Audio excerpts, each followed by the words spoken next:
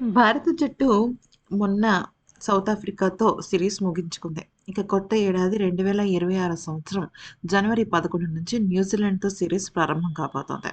సొంత గడ్డపైనే ఇది కూడా జరుగుతుంది. మొదటగా వన్‌డేలు, ఆ తర్వాత టీ20లు జరుగుతాయన్నమాట.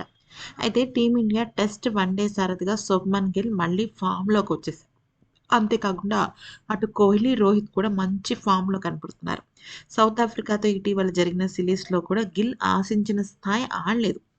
తన మార్క్ బ్యాటింగ్ కనిపించలేదు. అనంతరం గాయాల బారిన పడి రెండో టెస్టు తో పాటు వన్‌డే సిరీస్ మొత్తానికి దూరమయ్యాడు కదా! ఆ తర్వాత కోలుకొని టీ20 సిరీస్‌కి వచ్చినా కూడా అతని బ్యాట్ నుంచి ఆశించినంత స్కోర్ రాలేదు. దాంతో ఇప్పుడు ఏమైంది అంటే గిల్ మళ్ళీ ఫామ్‌లోకొచ్చే అవకాశం కనిపిస్తోంది.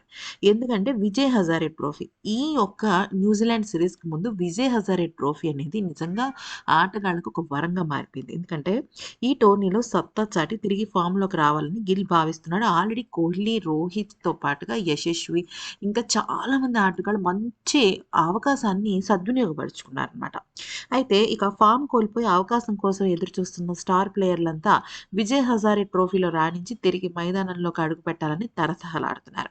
ఇందులో భాగంగా రిషబ్ పంత్ కూడా ఢిల్లీ టీమ్ సారథిగా ఉన్నాడు. నితీష్ ఆంధ్ర జట్టు కెప్టెను. 'రుతురాజ్' మహారాష్ట్ర, 'సర్ఫరాజ్ ఖాన్' ముంబై, 'దేవదత్ పడిక్కల్' ఏమో కర్ణాటక. ఇప్పటికే చాలా అద్భుతమైన ప్రదర్శన చేస్తున్నారు కదా! అభిషేక్ శర్మ కూడా పంజాబ్ సైతం బరిలోకి దిగాడు. అయితే ఈ క్రమంలో ప్రాక్టీస్ సెషన్స్‌లో కూడా కొంతవరకు మన ఆటగాళ్ళు పార్టిసిపేట్ చేశారు. దీనిలో రోహిత్, కోహ్లీ ఇద్దరు కలిసి ట్రిపుల్ సెంచరీ భాగస్వామ్యాన్ని నెలకొల్పారు. అలాగే హార్దిక్ పాండ్యా కూడా అదిరిపోయే సిక్స్‌లతో దుమ్ము రేపేస్తున్నాడు.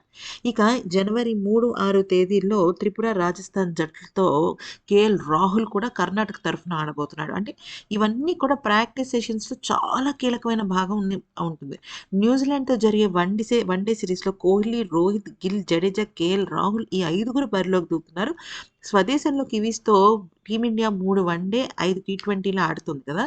అయితే ఇక గుజరాత్‌లోని వడోదర స్టేడియంలో జరగబోయే తొలి వన్‌డేలో మాత్రం మనకు మొత్తం సినిమా అర్థమైపోతుంది. వీళ్ళ ప్రాక్టీస్ ఎంతవరకు విజయ్ హజారే ట్రోఫీకి సంబంధించి అని. ఎందుకంటే గౌతమ్ గంభీర్ ఎప్పుడూ కూడా దేశవాళీ క్రికెట్ ఆడాలి అని నొక్కి వక్కాడిస్తూ ఉంటాడు కదా! సో, అదే జరుగుతుందనమాట ఇప్పుడు. ఆహ్, ఇక మాత్రం ఈ విజయ్ హజారే ట్రోఫీలో గనక ఆటగాళ్ళు రాణిస్తే మాత్రం నెక్స్ట్ లెవెల్ గేమ్ అని చెప్పుకోవచ్చు. ఈ వీడియో గనుక నచ్చితే లైక్ చేసి సబ్స్క్రైబ్ చేసుకోండి.